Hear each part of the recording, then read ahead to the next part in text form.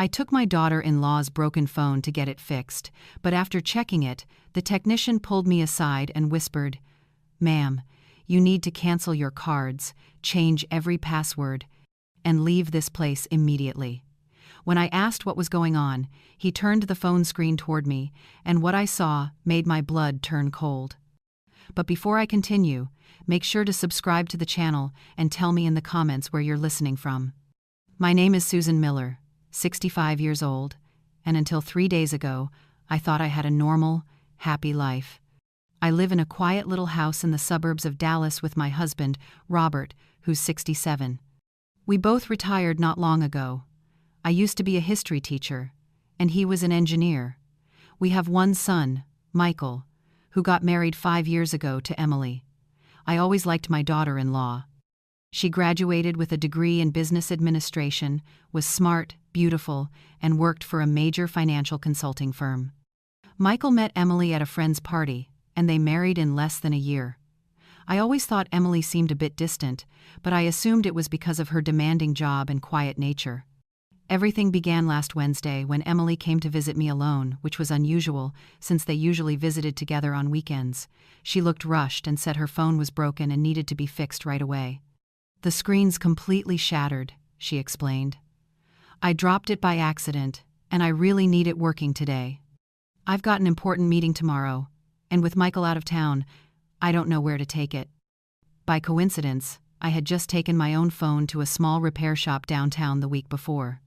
The owner, Tom, was the son of an old colleague of mine from my teaching days. I immediately offered to help.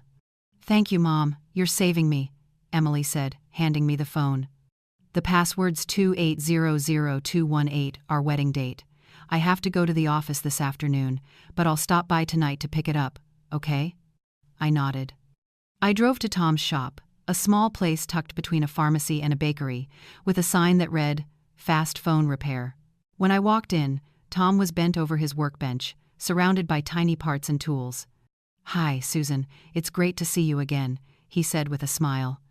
I explained the situation, and Tom said he could fix the phone in a few hours. I left it with him, gave him the password, and went shopping. That afternoon, when I returned, Tom was alone. The moment he saw me, his face changed, his cheerful expression disappeared, replaced by worry. He glanced at the door, then whispered, "The phone's fixed. But I need to show you something."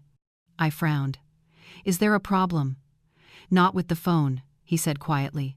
"You need to cancel your cards, change your passwords, and get out of your house right away." A chill ran down my spine. "What are you talking about, Tom?" He motioned for me to come closer, opened Emily's phone, and went to the messages. In the Notes app, a note titled Plan B was open, and he turned the screen toward me. I froze. It was a note containing copied message threads between Michael and Emily, laying out step by step a plan to end my life. "Mom's getting more forgetful," Michael had written. "This is the perfect time. The doctor's documenting it, just like I asked. No one will suspect anything when it happens." Emily's reply made me sick. "Your parents' life insurance is worth almost $2 million. Once we sell the house, we'll have enough to start over somewhere new." I was trembling, gripping the counter to keep from falling. "No, this can't be real," I whispered. Tom explained that he hadn't meant to snoop, but when he tested the phone after fixing it, a notification appeared, and what he saw was impossible to ignore. My heart pounded as I scrolled through the rest. They discussed the method, the timing, how to stage the scene as a domestic accident. There were even notes about medications and amounts that could be lethal to someone with my condition. "Robert too," I whispered, barely breathing. "The messages showed they planned to kill my husband afterward. It has to be a few weeks apart," Michael wrote. "If both die at once, it'll look suspicious." Tom locked the shop door, flipped the sign to closed, poured me a glass of water, and helped me sit down. "You need to go to the police," he said. I shook my head, still in shock. No one will believe me. Just an old woman's word against her son and daughter-in-law, 2 people everyone in the neighborhood respects. "Then you need to protect yourself and gather evidence," he insisted. I nodded, my hands trembling. I took my phone and photographed every message, carefully capturing dates, times, and every detail of their plan, including how they were manipulating our family doctor to falsify medical records about my supposed memory loss. "I need you to restore her phone exactly as it was," I told him. "No signs it's been tampered with." He agreed. After about an hour, Emily's phone looked completely normal. When I stepped out of the shop, it felt like I was walking through a nightmare. The Dallas sky had never looked so gray. How could I go home now? How could I look at Robert without breaking down, knowing our only son wanted us both dead? I drove back with my mind spinning. I had to warn Robert without scaring him, and we needed to act carefully. If Michael and Emily suspected anything, they might change their plan or strike sooner. The feeling of betrayal was unbearable. The boy I had given birth to, raised, comforted through every heartbreak, was plotting to murder me for money. I stopped in front of our house and took a deep breath. I had to stay calm. This was a fight for survival, and I needed to be smarter than the two of them thought I was. They saw me as a frail, forgetful old woman, easy prey. But they didn't know I'd spent years teaching during tough times, raising a child alone, while Robert worked out of state, surviving breast cancer. If they thought I would go down quietly, they were dead wrong. I gripped the phone like a bomb and walked inside. Robert was sitting on the couch, watching the news as usual. His gentle face and silver hair made my eyes sting with tears, but I held them back. "Did you get Emily's phone fixed?" he asked, without looking away from the TV. I swallowed hard. Yes, all done. I had to tell him, but I didn't know how. How do you tell the man you've shared 45 years of marriage with that your only son wants to kill you both? "Robert," I said, my voice tighter than I expected, "you need to see this. It's serious." He turned off the TV immediately and faced me. "What's going on, Susan?" I sat beside him, opened my phone, and showed him the screenshots. I saw it all on his face: confusion, disbelief, fear, and finally a deep pain that made me think he might collapse. "No way. Michael wouldn't," he whispered. "I thought the same," I said, holding his hand. "But that's his number, his writing. And Emily's replies are from her phone, the one right here."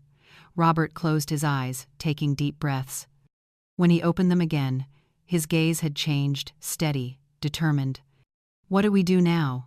he asked. I laid out the plan. Document everything. Check our bank accounts. Change passwords. Cancel cards. And find out which doctor was involved. We had to act normal while quietly gathering enough proof to go to the police when the time came. "Emily's coming tonight to pick up the phone," I said. "We have to stay calm." "How can I look at her and not explode?" Robert muttered. I tried to smile, though my lips trembled. "One step at a time, Robert. Our lives depend on it." We spent the next hour reviewing our online bank statements and found something alarming. Small withdrawals every week for the past 3 months, $700, $800 each time, totaling nearly $10,000. "Michael has access to our account, remember?" Robert said quietly. "We gave him power of attorney last year, just in case something happened." Bitterness rose in my throat. We had trusted him so completely that we'd handed him the tools to destroy us. We changed every password, canceled any card he could touch, and told the bank to block large transfers unless Robert and I approved them in person. "What about the doctor?" Robert asked. Dr. Parker had been our physician for over 15 years and was a close friend who often joined us for dinner. The thought that he might be falsifying medical records at our son's request hurt as deeply as Michael's betrayal. "I'll make an appointment with him tomorrow," I said. "I want to see what he has to say about my so-called memory loss." When the doorbell rang, Robert squeezed my hand. We looked at each other, a silent promise to stick to the plan. I forced a smile as I opened the door. Emily stood there, elegant as ever, with her wavy brown hair and perfectly pressed outfit. But now, that polished look felt like a mask hiding the truth beneath. "Susan, sorry for coming so late. Was the repair okay?" she asked. "All done," I replied, handing her the phone. "Tom did a great job. It looks brand new." She turned it on, checked it, then smiled. "Perfect. Let me pay you back." No need, I said quickly. Tom fixed it for free long-time customer. She froze for a second, her brow tightening with a flicker of worry. Did she suspect the technician had seen something? Are you sure? I don't want to trouble anyone. It's fine, dear. Would you like to come in for some tea? Robert's watching TV. I can't, I've got an early presentation tomorrow. She avoided my eyes as she spoke, voice calm but gaze uneasy. Now that I knew what to look for, every small gesture seemed like a clue. I understand, I said softly. When's Michael coming back? Tomorrow night, she answered too quickly. Another lie. I already knew from the messages he was home, waiting for her report. Tell him to stop by, we haven't seen him in 2 weeks. Of course, Emily smiled, slipping the phone into her purse. He misses you both too. Oh, by the way, have you seen the memory specialist Michael recommended? My stomach tightened, though I kept my face composed. Not yet, no time. Michael says, you've been forgetting things lately, names, appointments. Is that true? I smiled lightly. My memory's fine. In fact, I remember exactly when you wore that outfit at my cousin's birthday party last month. A flicker of surprise crossed her eyes before she forced a stiff smile. Still, a checkup never hurts, especially at your age. You're right, I'll schedule it soon. When the door closed, I leaned against it, exhausted from pretending to be calm. Robert was waiting in the living room, his face tense. Did she say anything? She tried planting the idea that I'm forgetful, I said, sitting down. They're setting up the story ahead of time. What now? We act, I said firmly, feeling determination replace fear. Tomorrow I'll see Dr. Parker. Then I'll check the life insurance policy. We need to know what Michael's changed. After that, we'll set our own trap. That night, I barely slept. Every creak in the house made me jump. I got up 3 times to check the locks, and the last time, I found Robert in the kitchen, drinking water, eyes heavy with sadness. I keep thinking about Michael as a kid, he whispered. He used to be scared of the dark. Whenever there was a storm, he'd crawl into our bed. Where did that little boy go, Susan? I couldn't answer. How does a child once so full of love turn into someone so cold and calculating? We'll find out, I said, hugging him, and we'll survive this. The next morning, I called Dr. Parker's office, saying it was urgent. They fit me in for a late morning appointment. Before leaving the house, we checked our accounts again and discovered something even worse. A new life insurance policy under my name had been opened 3 months earlier without my knowledge. What is this? I gasped.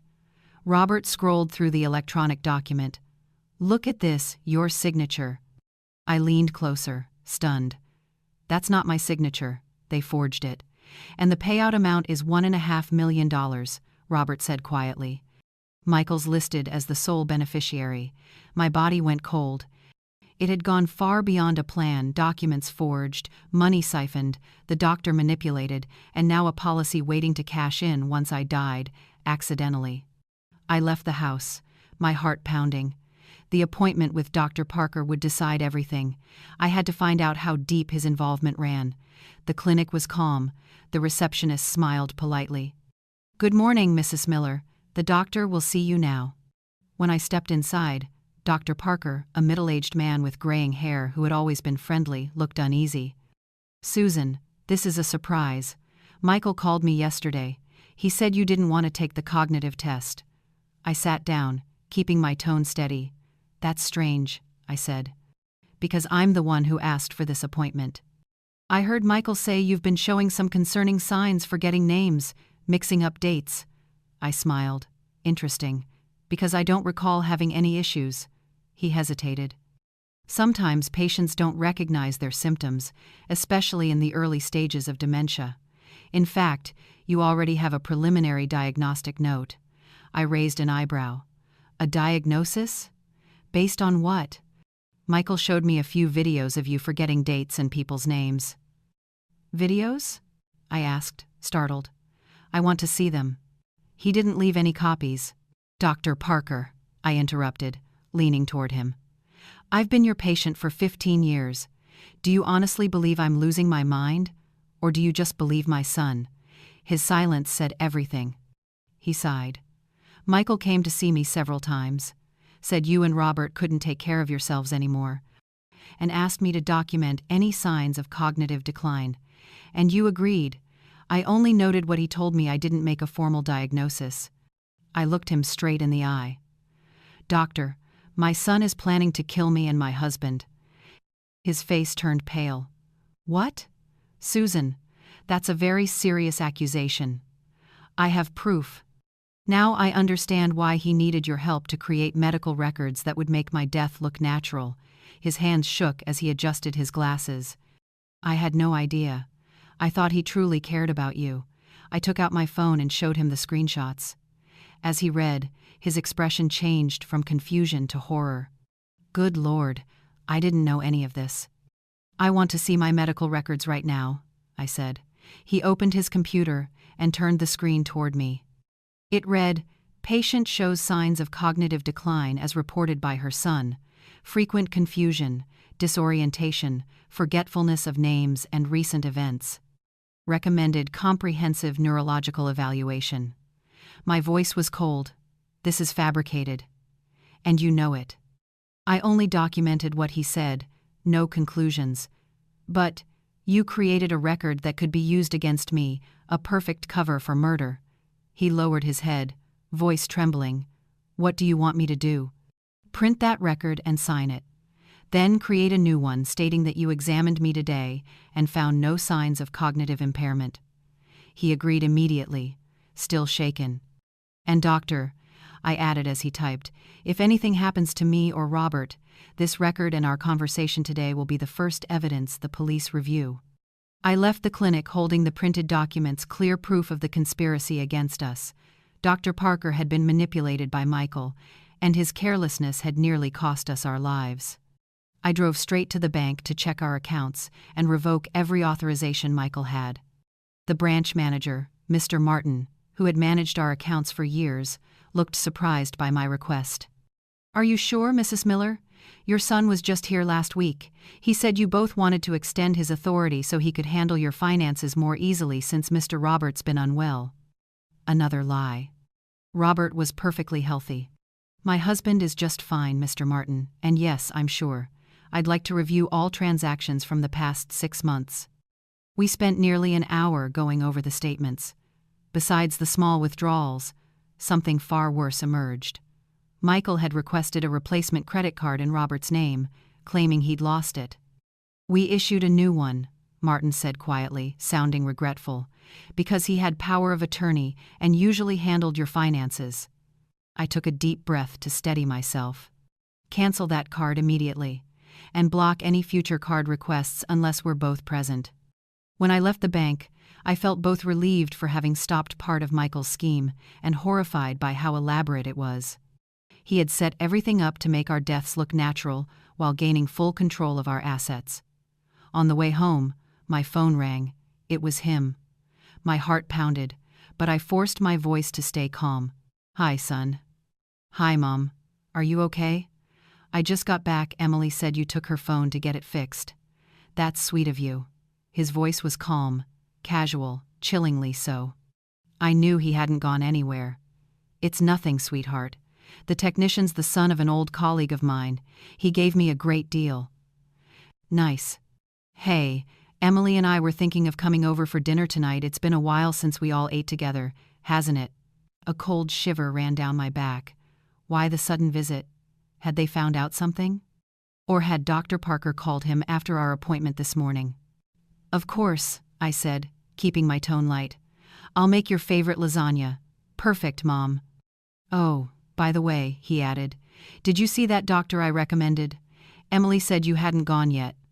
Yes, I did. I saw Dr. Parker this morning. Silence.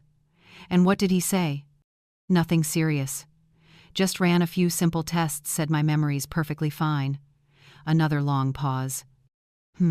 That's good. But maybe you should get a second opinion, you know? Dr. Parker can be overly cautious sometimes. I'll think about it, son. See you tonight? Around 7 p.m., Mom. See you then.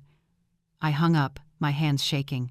A seemingly normal conversation, yet full of hidden tension. Michael had clearly expected the doctor to confirm my supposed memory issues, and when he heard the opposite, he grew uncertain. The sudden dinner invitation was no coincidence. It was either to test me or something far worse. When I got home, Robert was surrounded by papers, worry etched on his face. Well, was the doctor involved? I told him everything: how Michael had manipulated the doctor into creating a fake record, how he accessed our accounts, forged the insurance papers, and now called to invite us to dinner. "They're coming tonight." Robert's face went pale. "You think they suspect we know something?" Not sure, but he seemed unsettled when he learned the doctor didn't back his story. We looked at each other, both thinking the same thing. What were they planning for dinner? "We won't eat or drink anything they bring," Robert said quietly. "And one of us has to keep watch at all times." I nodded. "We need to record tonight if anything suspicious happens." Robert fetched his old digital recorder from his office. We tested it and hid it carefully in the dining room. That afternoon, I prepared the lasagna with a heavy heart. The thought of sitting at the same table with two people plotting to kill me made me sick. Every time I remembered those cold text messages discussing our deaths, it felt like my chest was being crushed. "How did it come to this?" I whispered as I set the table. "Where did we go wrong?" Robert just shook his head, his eyes clouded with pain. "I don't know, Susan. I thought I knew our son." At exactly 7 p.m., the doorbell rang. Robert and I exchanged one last look. The recorder was running under the table. Our plan was simple: act natural, observe every move, and if possible, make them slip up. I opened the door with a strained smile. Michael and Emily stood there, he holding a bottle of wine, she a box of my favorite chocolates. "Mom," he exclaimed, hugging me tightly. The embrace that once warmed me now made my skin crawl. How could he touch me while plotting my death? "It's been too long, Mom," he said, handing me the wine. "Brought something special for tonight." I smiled, glancing quickly at the label. An expensive brand that once would have impressed me, now only made me wonder if it was poisoned. Robert greeted them, his forced smile matching mine. He offered them water, coffee, juice, anything but the wine. "Hold on, Mom," Michael said, sitting down on the couch. "Let's save the wine for dinner." We made small talk for nearly half an hour. Work, the weather, the news, an atmosphere so fake it was suffocating. I noticed how often they exchanged glances. Emily watched my every move, while Michael kept asking about my daily routine, medication, and recent troubles. "So how was your appointment today, Mom?" he asked, his tone casual but probing. "Did the doctor order any more tests?" I kept my face composed. "It was routine, nothing to worry about." "That's strange," he said, frowning. "He told me he suspected early Alzheimer's." "Oh, really?" I replied, feigning surprise. "When did he say that?" Michael blinked, realizing his mistake. Last week, when I called him." "Called about what?" "About the times you've been forgetful lately." "What times?" I asked, directly. "I don't recall forgetting anything." He gave a dry laugh. "See? That's exactly what worries us. Don't you remember? Last week you forgot the neighbor's name and left the stove on for hours." Not a word of it was true. It was all part of their fabricated memory loss story. "Funny," I said calmly. "I talked to her yesterday, remembered her name just fine. And I haven't used the stove all week. I've been microwaving meals instead." Michael's smile faltered. "Let's eat," Robert interjected, breaking the tension. "Susan's lasagna smells wonderful." During dinner, the performance continued. I served the food while Robert discreetly switched the wine glasses. The plan was simple: pretend to drink the wine they brought, but actually use a different bottle we'd prepared in the kitchen. "Let's toast," Michael said, raising his glass. "To family and to good health." We all lifted our glasses, pretending to sip while I kept my eyes on them. Both drank normally. Maybe the wine wasn't poisoned, or maybe it wasn't time yet. "Susan," Emily spoke up, "Michael and I have been talking. We're worried about you and Robert living alone in such a big house." "That's right," Michael added. "Given everything lately, we think it might be better if you moved somewhere smaller, or we could move in to help take care of you." I could feel Robert stiffen beside me. So that was it, they wanted to move in to make it easier to strike. That's very thoughtful, I said evenly. But we're fine, aren't we, Robert? Perfectly fine, he said. In fact, we're planning a little trip soon to the coast. Michael glanced at Emily. A trip? Now? I don't think that's wise with your health and all. Everything's fine, I interrupted. We can go anytime we like. Emily smiled thinly, her eyes cold. Then, let me help you book it? No need. I cut her off. We can handle it ourselves. The rest of dinner was tense, every word laced with hidden meaning. When I brought out dessert cheesecake, Michael said, I talked to a lawyer. He said we can set up full power of attorney for me, just in case of emergencies. What kind of emergencies? Robert asked calmly. For example, if one of you had to be hospitalized, or if Mom's memory got worse. That way I could make medical and financial decisions for you. I looked at my son, the same face I once held in my hands, the face I'd photographed at his graduation, and all I saw was a stranger. No need for that, son, I said. We recently updated our paperwork and even changed the insurance beneficiaries. Michael froze. Changed how? Nothing major, just making sure everything's clear in case something happens. Emily placed a hand on his arm, as if to calm him. It's always good to review paperwork, she murmured. Your lawyer, Mark, the one you recommended, was very helpful, Robert lied smoothly. There was no Mark, but the mention threw them off balance. Near 10 p.m., Michael checked his watch. We should go. Early day tomorrow. I knew the real reason they needed time to rethink their plan. After a round of fake hugs and hollow goodbyes, they finally left. When the door closed, we both collapsed into chairs, drained. They're suspicious now, Robert whispered. They know something's changed. I nodded, picking up the recorder. We replayed the entire evening.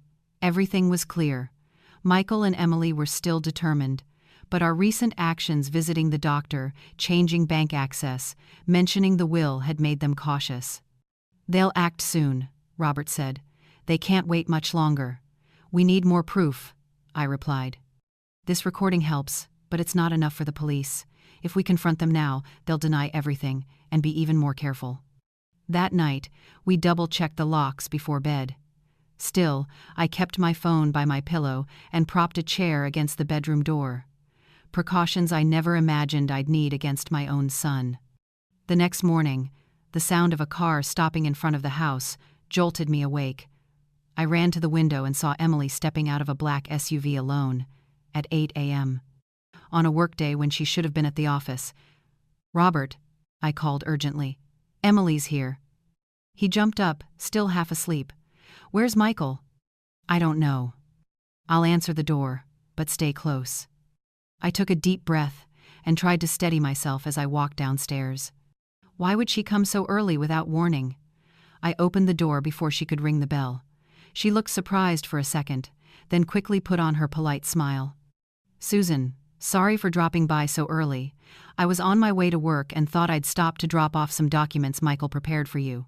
She held a yellow folder. What documents? I asked, not taking it. Just that power of attorney we mentioned last night, and a few articles about early-stage Alzheimer's treatments to help slow the progression. Michael's really worried about you. I stared at the folder in her hands. A trap, that's what it was. I could feel it. It probably contained forged papers with my signature, just like the fake insurance policy we had uncovered.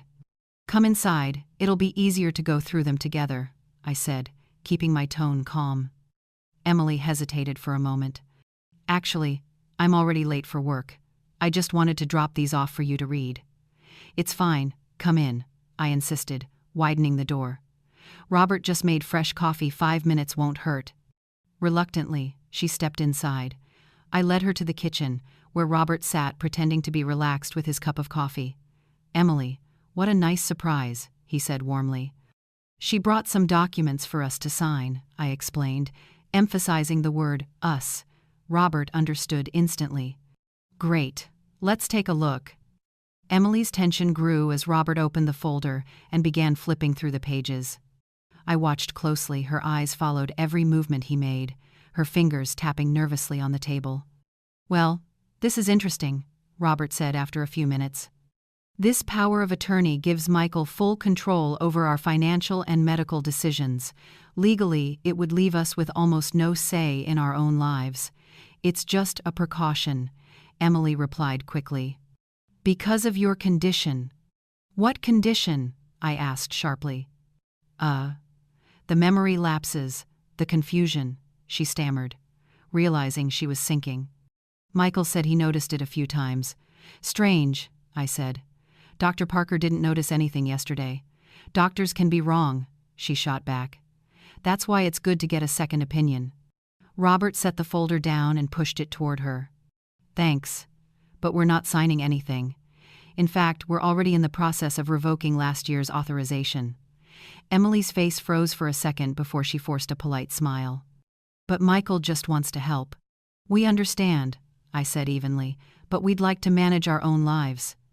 She stood abruptly. I really have to go. I'm late. Of course, I said, walking her to the door. Tell Michael we'll call him to discuss this later. When the door closed, Robert looked at me. We both understood. They're speeding things up, he whispered. Exactly, I nodded. Which means we have to act now. We examined the documents Emily had brought. As we suspected, the power of attorney granted Michael absolute control over our assets, bank accounts, and even our medical decisions. There was also a voluntary admission form for a memory care center, essentially a nursing home for severe dementia patients with a blank signature line ready to be filled. They're not even pretending anymore, Robert said, his hands shaking. This is practically a death sentence. Good, I replied, surprising him. The clearer it is, the stronger our evidence. I photographed every page, made digital copies, and emailed them to Stella, the only friend I trusted completely outside the family. I briefly explained the situation and asked her to keep everything confidential. What do we do now? Robert asked. We need a plan. Clearly, they're moving faster. We decided to consult a legal expert, not the police yet, since we still lacked enough admissible evidence, but a lawyer who could help us protect both our assets and our lives. We chose a lawyer with no connection to Michael, Laura Bennett, an attorney specializing in family and criminal law. That afternoon, we went to her downtown office and told her everything: the messages, the bank withdrawals, the forged insurance, the altered medical records, and the papers Emily had delivered that morning.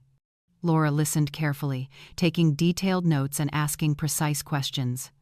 When we finished, she took a deep breath. You're dealing with several serious crimes here: forgery, fraud, attempted asset theft, and what appears to be a conspiracy to commit murder. Do we have enough to go to the police? Robert asked. The text messages are your strongest evidence, she said, but since you accessed them from Emily's phone without her consent, they might not hold up legally. Still, given the level of danger, I believe we can build a solid case. What's the first step? I asked. Right now, I'll prepare documents to revoke all previous authorizations and block the possibility of new ones unless both of you are present with an independent lawyer. I'll also notarize a statement confirming that you're both mentally competent and legally capable. Then, we'll file a formal complaint with all the evidence you have. We spent nearly 2 hours signing papers, giving statements, and mapping out the next steps. Laura was meticulous, missing nothing. Finally, she said, now comes the most important part: your safety. I strongly advise that you don't go home tonight. Robert and I exchanged uneasy looks. You think we're in immediate danger? I asked, though I already knew the answer. Based on what you've told me, yes. Emily's unexpected visit this morning shows they're rushing. I suggest you stay at a hotel for a few days, under a different name, until we get a protective order. We left her office with a thick folder and a growing sense of urgency. We went straight to the police station to file a formal report. The officer on duty, a middle-aged man named Charles Davis, listened to our story, his expression growing graver by the minute. This is extremely serious, he said. I'll assign investigators immediately and arrange discreet surveillance of your home. When Laura's recommendation about staying away was mentioned, he nodded. I agree. Don't return home yet, but let my team install hidden surveillance cameras first. If they come back, we'll have solid proof. We agreed, We would only go home briefly to pack while the police set up the equipment, then move to a hotel under aliases as advised. On the ride back, Robert stared silently out the taxi window. "Nearing home," he said quietly. "I never thought I'd live to fear my own son." I squeezed his hand, unable to find words. From a distance, our house looked as peaceful as ever, the windows, the little garden, the mailbox Michael had painted when he was 16. Hard to believe that the place that once symbolized love and safety was now the center of a murder plot. A team of plainclothes officers arrived in an unmarked car.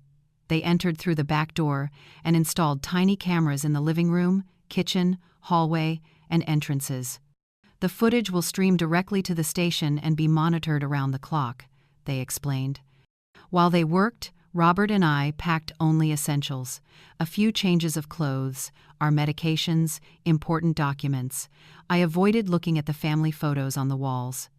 Every memory now felt poisoned by betrayal. "All set," one officer said. "The cameras are nearly invisible but high resolution. If anyone enters, we'll know instantly." He handed me a card with a number. "This is our direct line. Call immediately if anything happens." Just as we were about to leave, my phone rang. It was Michael. I looked at the officers. One nodded, signaling for me to answer naturally. "Hello. Mom, where are you?" "I stopped by the house and no one's here." My heart clenched. He was already there.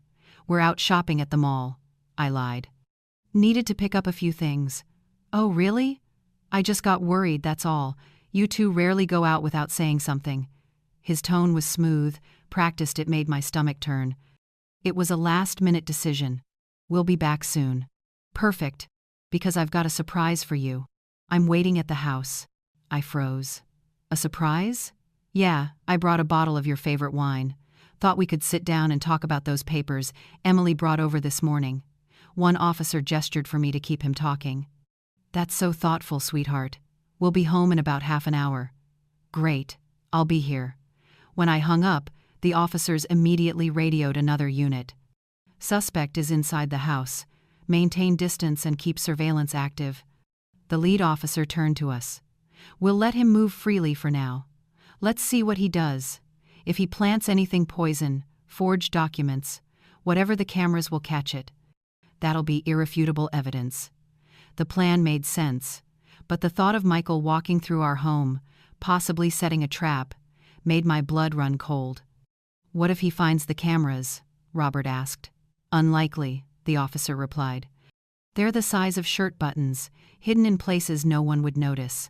Plus, we've got undercover units stationed around the neighborhood." We waited at a nearby cafe, tense and silent. Every minute felt like an hour. I couldn't stop picturing Michael inside the house, planting poison, hiding false evidence, rummaging through our belongings to find something he could use against us. After about 40 minutes, the officer received a call, nodded several times, then turned to us. "We've got something. Something big." We rushed back to the station and were led into a monitoring room lined with screens. Lieutenant Davis was there, reviewing footage from our home. "Mr. and Mrs. Miller, you'll want to see this," he said gravely. On the screen, I saw Michael enter the kitchen carrying 2 plastic bags. He looked around carefully, making sure no one was there, then began working methodically. He took out several pill bottles and mixed their contents into our medication in the cabinet. Then he opened a bottle of wine, the surprise he'd mentioned, and poured a small amount of white powder into it, shaking it thoroughly before sealing it again. Finally, he pulled a small device from his bag and attached it under the table. "Looks like a microphone or a hidden camera," one officer noted. I covered my mouth, unable to speak. Watching my own son calmly preparing our deaths, it was a pain beyond words. "We have enough evidence now," Lieutenant Davis said. "I'm authorizing the immediate arrest of Michael Miller and Emily Miller." "What about what he put in the medicine cabinet?" Robert asked, voice trembling. "We'll send it to the lab, but it appears to be high-dose medication that could cause serious harm. The powder in the wine seems to be a strong sedative." Davis placed a reassuring hand on my shoulder. "Mrs. Miller, I know this is heartbreaking, but you need to understand your son directly tried to kill you both. If you had gone home and drunk that wine today. I broke down in tears. The truth hit like a physical blow. It was no longer about messages or suspicions, it was real. I had just seen my son poisoning us in the same kitchen where he once ate family dinners. "What happens now?" Robert asked, holding me tightly. "We'll arrest them both today," the lieutenant replied. "With this footage, they don't stand a chance." He assured us we were safe but advised us to stay at the hotel for a few more days. We had barely left the station when a female officer rushed over. "Lieutenant Davis. Update: Michael and Emily are currently at the Millers' residence. They seem agitated, possibly looking for them." Davis immediately gave the order. "A tactical unit. Get ready. Move now." Then he turned to us. "They've likely realized something's wrong since you didn't return as planned. It's time to make the arrests." "Can we come?" I heard myself ask, half terrified, half determined. Part of me wanted to run away and never see them again. But another part, the stronger part, needed to see it end. Davis hesitated, then nodded. "You can ride in the patrol car, but stay inside and don't intervene under any circumstances." On the way there, my heart pounded so hard it hurt. I couldn't stop thinking, how had my son become someone capable of plotting his parents' murder? When we arrived, several police cars were already surrounding the house. Over the radio, we heard that Michael and Emily were still inside, arguing loudly. "They know something's wrong," an officer said. "They've been calling the parents' phones non-stop." Indeed, my phone had rung multiple times. It was Michael, but I ignored it as instructed. Lieutenant Davis coordinated through his radio, calm and firm. "All units ready. 3, 2, 1, go." The front door burst open. Michael ran out, Emily right behind him, both carrying backpacks, eyes darting around frantically before heading toward a car in the driveway. "They're trying to flee," Robert whispered. Officers swarmed from every direction. "Police! Hands up!" The shouts echoed across the street. I saw Michael's face freeze, Emily's eyes wide with panic. For a moment, he looked like he might run, but realizing there was no escape, he slowly raised his hands. They were cuffed and led to separate patrol cars. It was over in seconds, like a scene from a movie. Lieutenant Davis approached our car. "It's done. Their under arrest charges include conspiracy to commit murder, forgery, and fraud. We've seized the wine and the medication as evidence." Through the window, I saw Michael being led away, his hands cuffed behind him, sitting in the back of a squad car. His eyes met mine for a brief moment, no remorse, only anger and disbelief at being caught. I didn't feel relief. I didn't feel triumph. Only a hollow emptiness, as if a piece of my soul had died with the son I once loved. When we returned to the police station, we signed additional statements. In Michael and Emily's backpacks, officers found undeniable evidence: pills matching the ones planted in our home, another jar of the same white powder used in the wine, plane tickets for an overseas flight scheduled for the next day, and several $1,000s in cash. "They were preparing to flee," Lieutenant Davis said. "The plan was clearly to poison you both, then disappear before anyone noticed." Robert held my hand tightly. Each detail felt like another knife twisting deeper into my heart. "Do you want to see him?" Davis asked, once the paperwork was done. "They're being held separately." Robert shook his head. He wasn't ready, and I understood. But inside me rose a strange urge, a need to see my son one last time. "I want to see Michael," I said, and the room fell silent. Davis led me down a cold corridor to a small room with a table and 2 chairs. "We'll be watching through the glass. If you feel uncomfortable, just signal, and we'll stop immediately." I nodded, sitting down and trying to steady my trembling hands. A few minutes later, the door opened. Michael walked in, handcuffed, his hair disheveled, his face pale. He looked 10 years older than he had that morning. The officer seated him across from me, then stepped outside. We stared at each other in silence for nearly a minute. "I was set up," he said first, his voice low and bitter. "It's all a misunderstanding." "Stop lying," I replied calmly. "It's over." He looked away, jaw clenched. "What do you want me to say?" "I want to know why. Why did you do this to us?" Michael let out a cold laugh. You wouldn't understand. Try me, I said softly.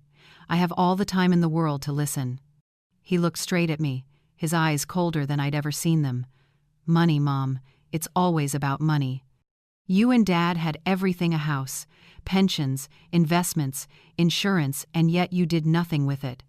You live this dull, frugal life, as if you'll live forever. His words stabbed deep, but I stayed composed. So that's your reason for killing us? The idea was Emily's, he said flatly. She works in finance, knows exactly what you two are worth, and got tired of waiting. Why wait decades to inherit when we could live the life we deserve now? That's what she said. And you agreed? He shrugged. At first, no. But she convinced me it was for the best for everyone. You're old, you'll get sick eventually. I just wanted to set you free. I hissed through my teeth. Killing your parents is setting them free?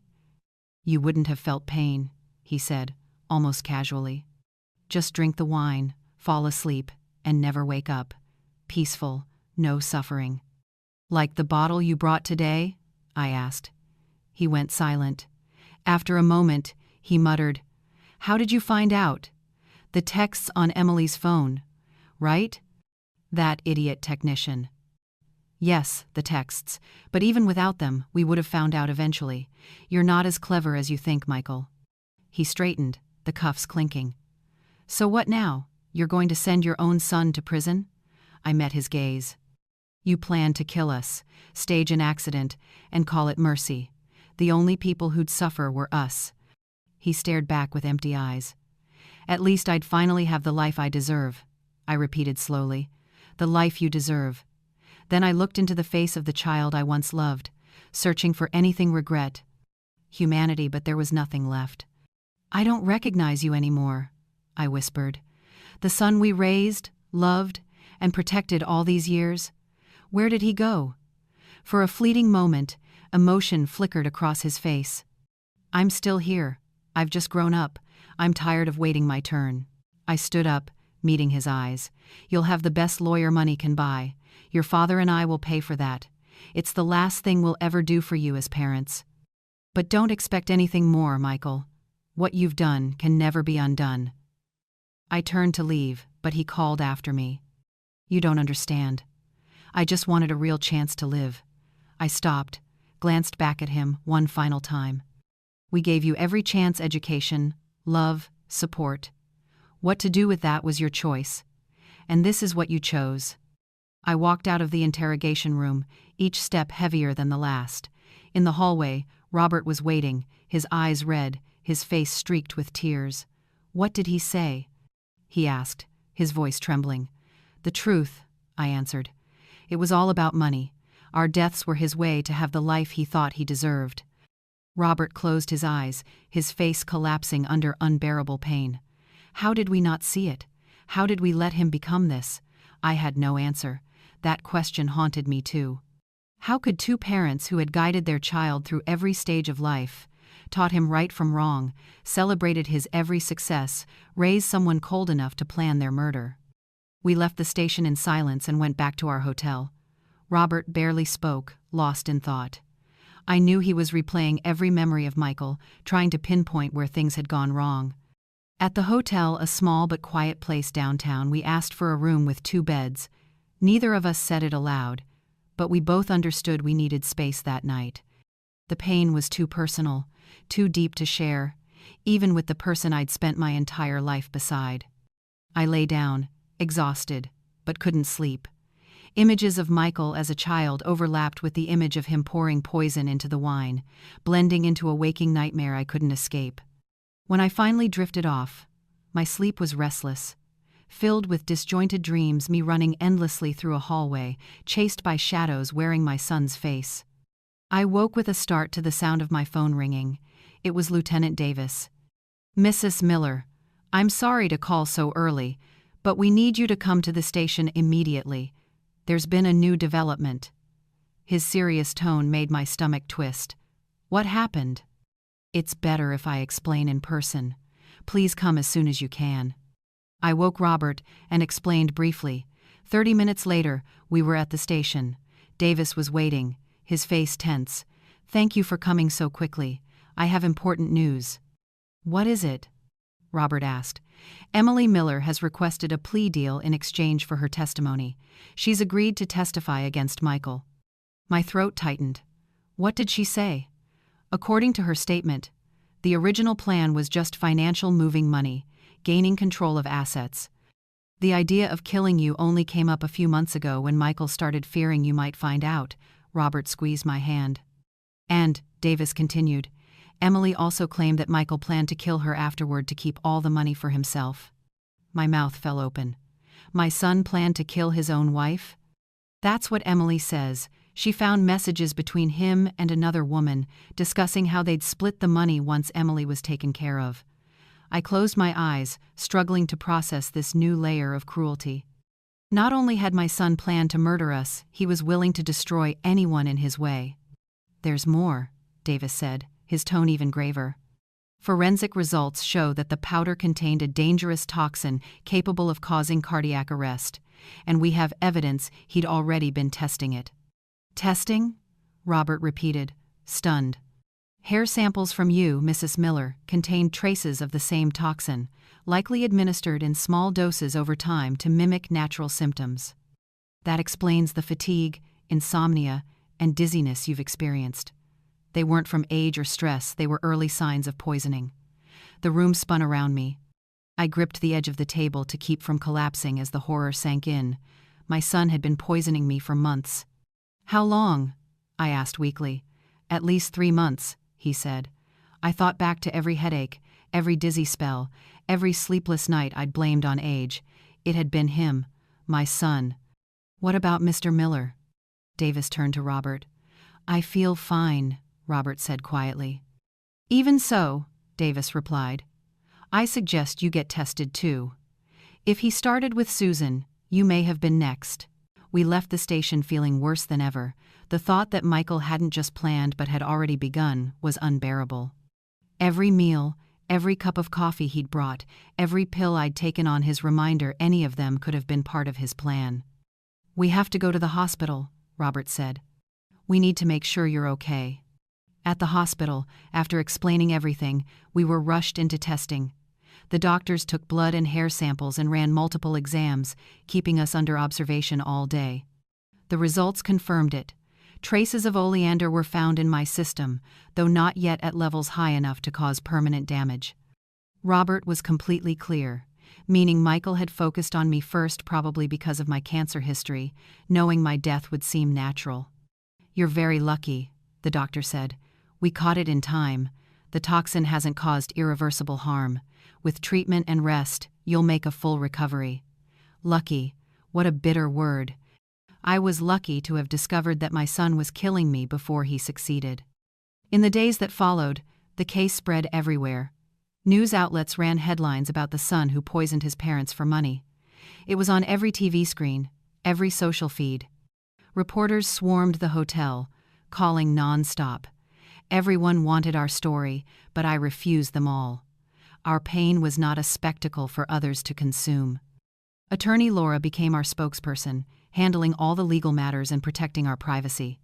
She announced that Michael was being charged with attempted premeditated murder, with additional charges for poisoning and fraud. If convicted, he could spend decades in prison.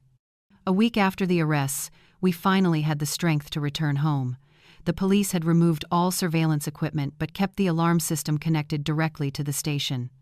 "Just in case," Lieutenant Davis said. Walking through that front door was the hardest thing I'd ever done. Every room carried memories, some beautiful, others now unbearable. In the living room, family photos lined the wall. Michael, on his first day of school, Michael holding his swim trophy, Michael and Emily on their wedding day. Once symbols of happiness, now they felt like ghosts mocking us. Robert walked slowly around the house, touching each frame, each object, as if trying to reconcile the past with the present. "We have to move," he said softly. "I can't live here, not in the place where it all happened." I nodded silently.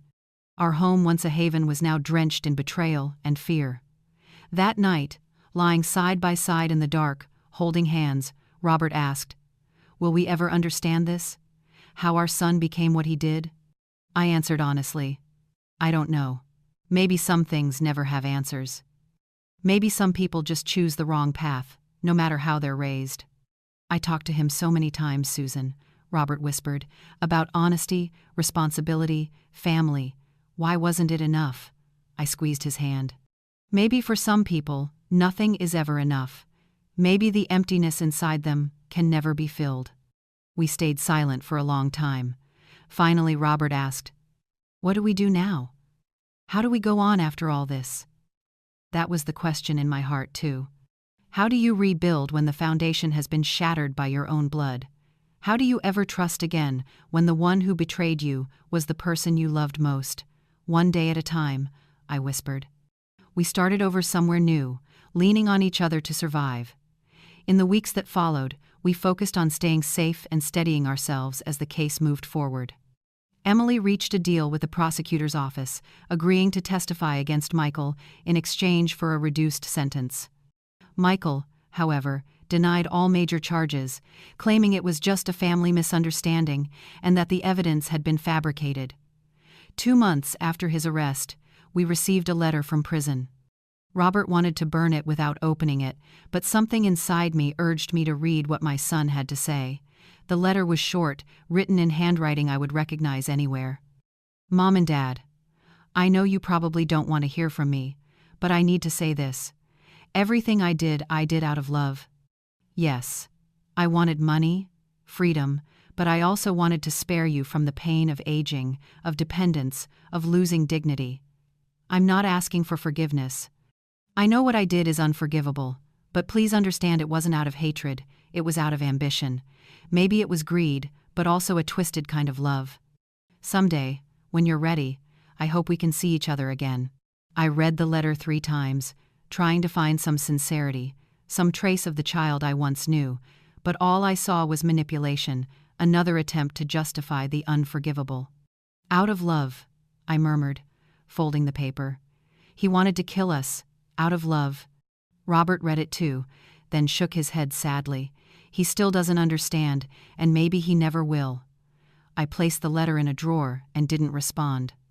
Maybe one day, when the pain isn't so raw, when I can think of Michael without being torn between love and betrayal, I'll find the words to write back. But not now, not while the wound is still bleeding. The following months passed in a blur of court hearings, therapy sessions, and the slow, painful process of rebuilding a life.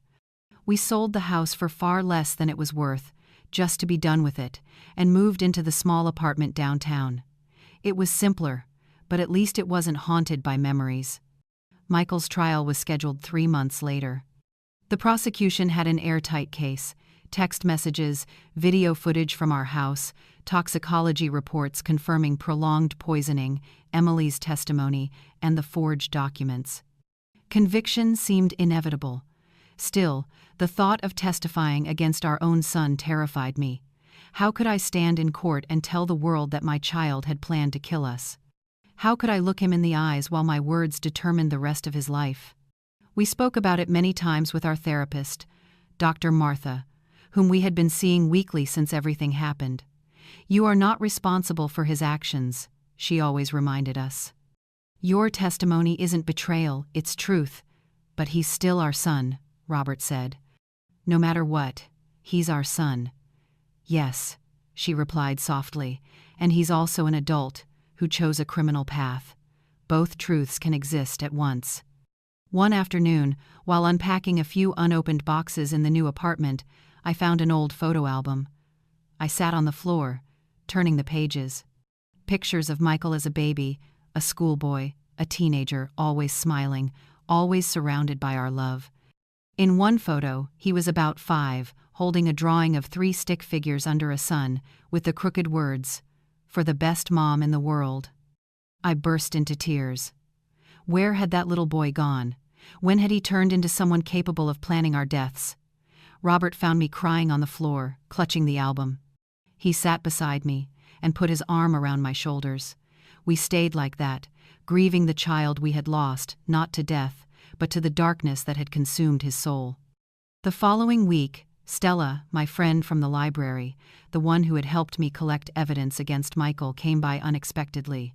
She carried a stack of old newspapers. "Susan, Robert," she said, her voice trembling between excitement and concern. "I found something. You need to see this." It was from a small southern town, dated 5 years earlier. The front page read, "Elderly man dies under mysterious circumstances. Niece inherits entire estate.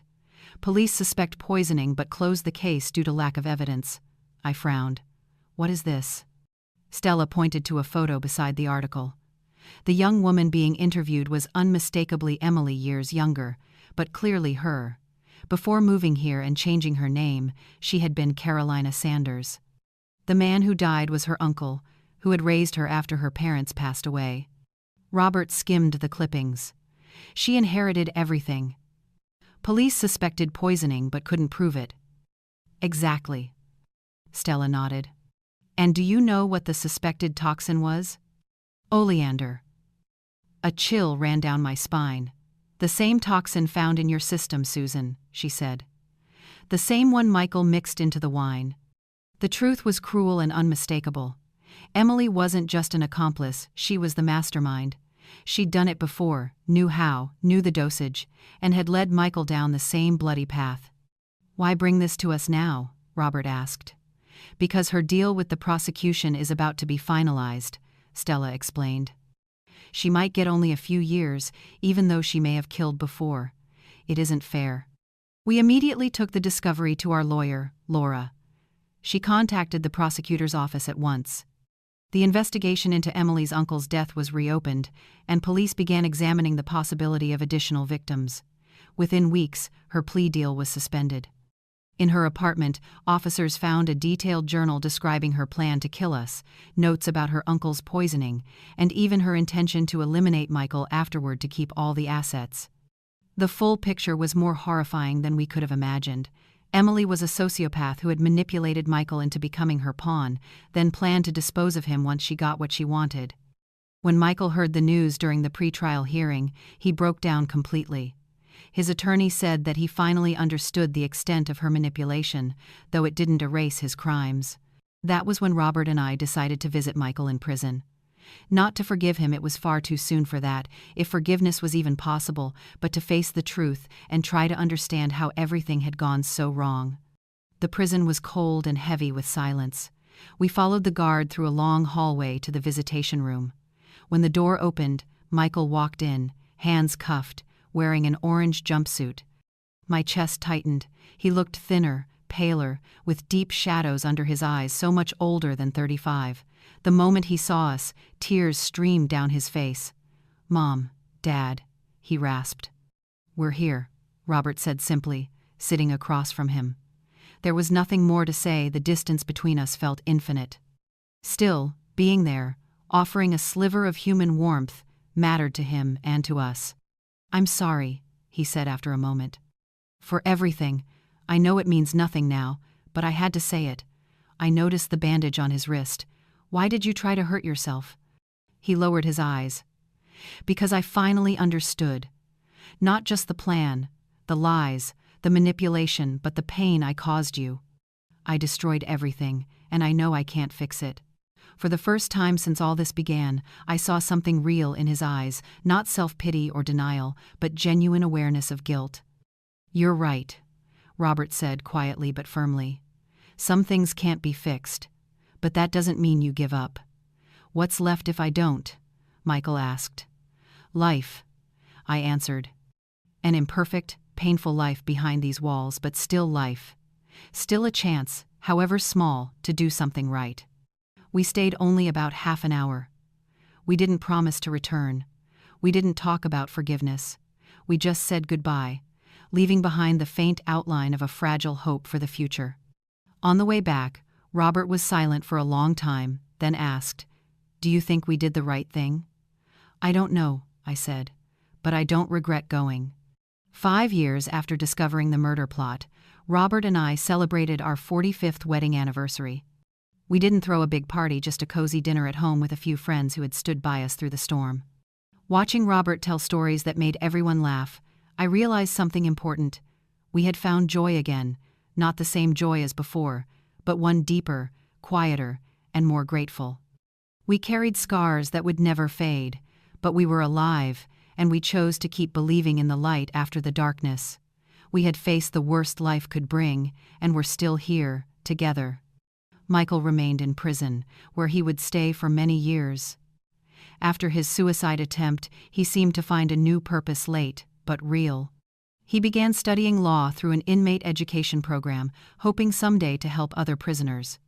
We visited occasionally, not often, but enough to maintain a fragile thread of connection. Emily, meanwhile, was serving her sentence in a maximum security prison, refusing all contact with us. From what we heard, she still denied everything, blaming everyone but herself. As for us, we learned to carry our story without letting it define us. When we met new people, the truth eventually surfaced. Our corner of the suburbs wasn't large, and the case had once shocked the community, but most people showed compassion and respect for the pain we endured. Sometimes, I still wake up in the middle of the night, remembering that moment in the repair shop when Tom turned the phone screen toward me and my world collapsed. Sometimes Robert still dreams of the night Michael carried out his plan. But those shadows come less often now, replaced by the light of our present by small joys, new friends, rediscovered hobbies, and the love that survived the unimaginable.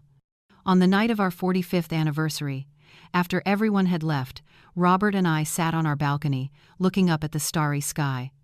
"Who would have thought," he said, taking my hand, "after everything, we'd still be here, the survivors." I smiled and squeezed his hand. "Not just surviving," Robert whispered, "but living." He was right. We were no longer just existing to endure. We were truly living, fully and gratefully.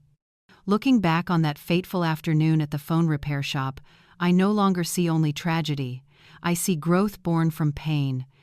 I didn't choose this path, nor the suffering that came with it, but I accepted the challenge to rebuild, to find meaning again, and to keep loving even after breaking apart. Maybe that's the greatest victory of all, to not let hatred, bitterness, or fear define you. Every day, I choose compassion, courage, and hope, even knowing how dark the world can be. And have you ever had to rise from a wound you thought would never heal? I would love to hear your story.